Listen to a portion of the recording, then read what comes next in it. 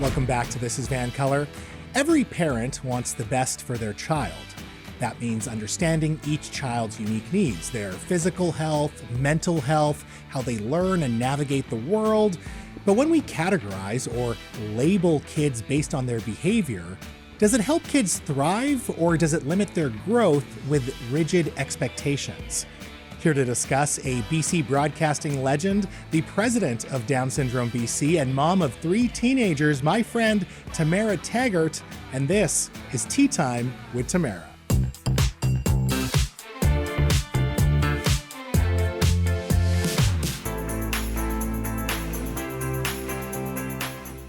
Tamara, is it nice to have the kids back in school?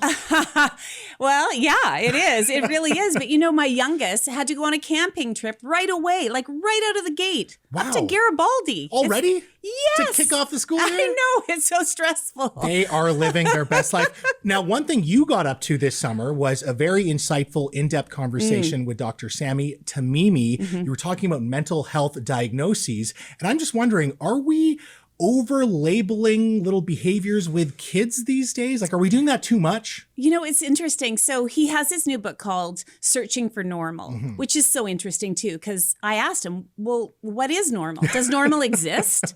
And it's a good question, right? And he said, yeah, I posed that question because do we know what normal is? Right. Being normal is subjective. Totally. Your normal is different than mine, and so I think and it's cultural too, right? It's cultural, Yeah. it's lifestyle, it's so many things. And so, you know, I always say nobody's perfect because that's true, but normal is subjective. So when it comes to labels, I think, you know, labels is a harsh word, but some of us go in search of a label because it means more support. Right. Some of us want a label or, you know, a diagnosis so that we can, you know, get the medicine we need. But Dr. Tamimi says, you know, it's different than diagnosing, you know, your kidney function or, you know, some cancer or something like there's that. There's no blood test or There's like no blood screening. test for your mental health. Yeah. And he said something really interesting when I interviewed him. And it was, you know, even when it comes to mental health and psychiatry and psychology, no one's inside your head. Only you know what's happening in your head. A doctor doesn't know. We Right. can ask questions. We can do all of that. But nobody really knows how you're feeling in your head, your emotions, except for you. They don't have a brain scan for that No, yet? We have not all this yet. AI and all this technology, but Not we can't yet. figure that out. So it's interesting, right? I think that in some cases, labels are really good and Yeah. important. And going in search of them or finding something out is really important. But maybe we're overdoing it in some other areas. Is it just me, or does it feel like there's been an explosion of labeling, not just kids, but just people in general? Like, I feel like everyone is labeled with anxiety, which to me is a very normal thing. I feel like if you don't have anxiety, you're probably a psychopath, right? Well, I mean, that's interesting because you just said it's a normal thing. Right, Well, yeah. what is normal? That's maybe your anxiety is normal for you. Maybe my Right. anxiety is not normal for me. And so are you labeling yourself with anxiety or have you been diagnosed with anxiety? Those are two completely different things. And I think that being anxious about things, certain things, is normal. Yeah, it's a normal right? response Yeah. to something exciting or Exactly. scary or whatever. Or scary, or you're feeling anxious about New, something. something new. And exactly.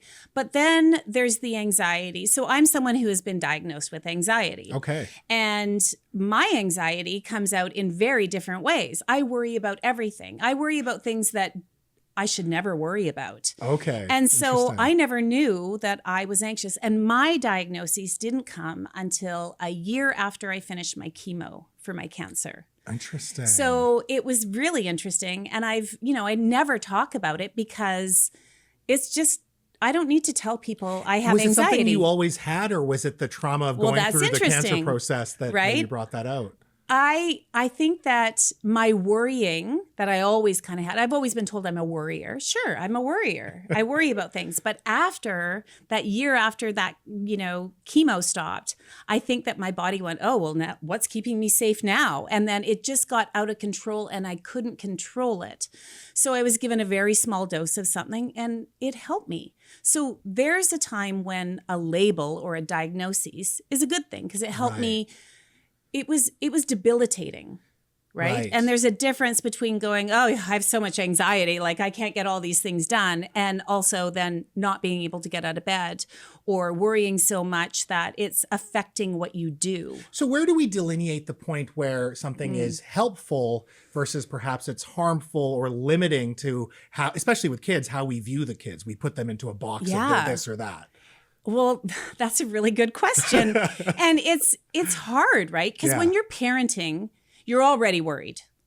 You're already watching everything. You're trying to keep all the balls in the air. And that can make anybody feel anxious and worried. But then you're watching your kids and you don't know, here's this word again, what normal is. Right. Because you've never been a parent before. You've never had kids before. You don't remember what it was like to be 5 and go into kindergarten, right? So you don't know where the line is. Yeah. So I think that really, and what Dr. Tamimi did was he talked about how during lockdown or COVID, there were no referrals. There were no, right? People weren't getting referrals for psychologists and psychiatrists and all that sort of stuff. Right. And we were all home and we were doing our thing. And some kids not going to school was the best thing that ever could happen to them. And for other kids, it was the worst thing not being at school, right? And so you're watching your child's mental health and go, is this normal what they're doing? Are they supposed to be doing this? Are they anxious? Are they depressed? Because we don't know. Right. So you go in search of help. And that is very hard to find. It's hard to find, a therapist. It's hard to find a psychiatrist. It's hard to find a psychologist. Yeah. And it costs money.